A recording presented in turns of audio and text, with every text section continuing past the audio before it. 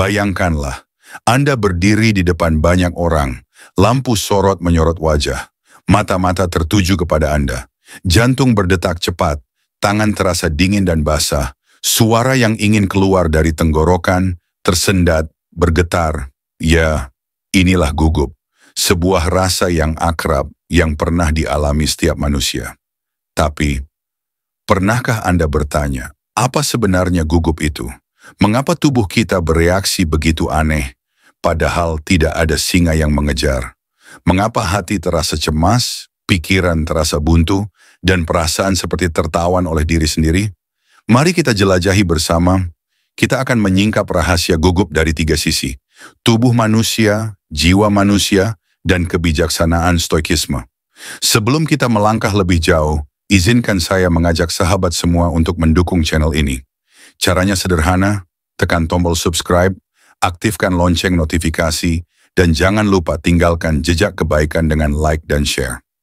Dukungan kecil dari Anda adalah semangat besar bagi kami untuk terus menghadirkan konten yang menenangkan hati, menguatkan jiwa, dan menemani perjalanan hidup Anda. Bagian 1. Gugup dari anatomi tubuh. Sahabatku, tubuh manusia adalah ciptaan yang luar biasa. Ketika kita gugup, sejatinya tubuh sedang berusaha melindungi kita. Otak kecil bernama amigdala memberi sinyal.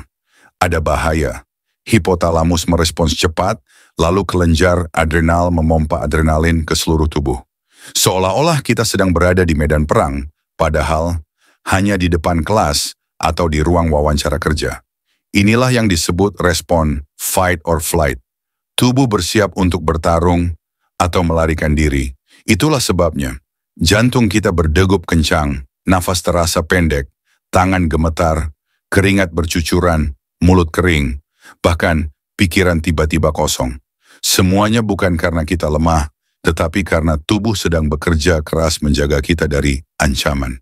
Bagian 2, gugup dari psikologi. Namun mari kita lihat dari sisi lain, jiwa manusia. Psikologi mengatakan, gugup adalah bentuk kecemasan situasional. Ia datang karena pikiran kita membisikkan ketakutan. Apa kata mereka jika aku salah? Bagaimana kalau aku gagal? Bagaimana kalau mereka menertawakan aku? Perfeksionisme, trauma masa lalu, ekspektasi orang lain, semuanya menambah beban di hati. Ada teori menarik dari Yerkes dan Dodson. Sedikit rasa gugup justru bisa meningkatkan performa. Ia membuat kita lebih fokus, lebih siap. Tetapi jika berlebihan, gugup melumpuhkan kita. Psikologi modern lalu menawarkan jalan. Bernapaslah dalam-dalam. Latih pikiran dengan afirmasi positif. Bayangkan kesuksesan, bukan kegagalan. Hadapi ketakutan secara bertahap, sedikit demi sedikit. Dan sadari bahwa gugup hanyalah tamu sementara. Bagian 3, gugup dari stoikisme.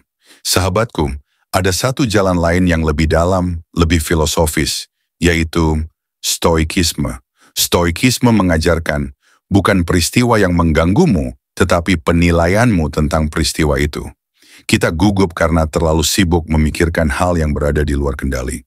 Apakah orang suka pada kita? Apakah mereka akan menertawakan kita? Apakah hasilnya sesuai harapan? Padahal kata para filsuf stoik, hidup terbagi 2. Hal yang bisa kita kendalikan, pikiran, niat, dan usaha. Dan hal yang tak bisa kita kendalikan, opini orang lain, hasil akhir, takdir. Lalu mengapa kita harus mengorbankan ketenangan hati untuk sesuatu yang memang bukan milik kita? Epictetus mengingatkan, jika kamu ingin bebas, jangan gantungkan harapan pada hal-hal di luar dirimu. Marcus Aurelius menulis dalam Meditations, jika kamu terganggu, itu bukan karena sesuatu di luar, tetapi karena penilaianmu sendiri. Dan engkau memiliki kekuatan untuk menghapus penilaian itu. Sungguh dalam, dengan stoikisme, gugup bukan lagi musuh. Ia hanyalah pengingat bahwa kita terlalu sibuk mengejar hal yang bukan wilayah kendali kita. Bagian 4, menggabungkan ilmu dan filsafat.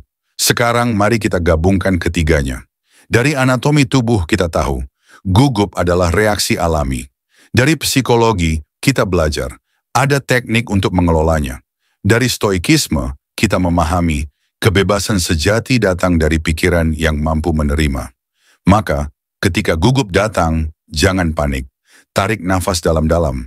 Sadari bahwa tubuh hanya sedang bekerja untuk melindungimu. Katakan pada dirimu, aku siap, dan serahkan hasilnya kepada takdir dengan hati yang tenang. Bagian 5. Refleksi kehidupan. Bayangkanlah seorang murid yang gugup saat dipanggil ke depan kelas.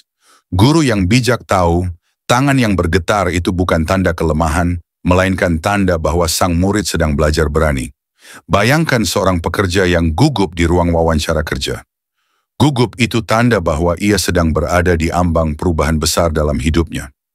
Bayangkan seorang pemuda yang gugup ketika hendak melamar orang yang dicintai. Itu bukan kelemahan, melainkan bukti bahwa yang ia perjuangkan sangat berharga. Sahabatku, gugup adalah tanda kehidupan. Hanya orang yang mati rasa yang tak pernah gugup. Maka, jika suatu saat nanti engkau merasa gugup, ingatlah 3 hal ini.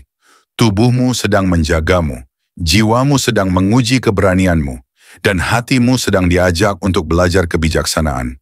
Gugup bukan musuhmu, ia adalah sahabat perjalanan yang mengingatkan bahwa engkau sedang hidup sepenuhnya, sedang tumbuh, sedang melangkah, sedang berjuang.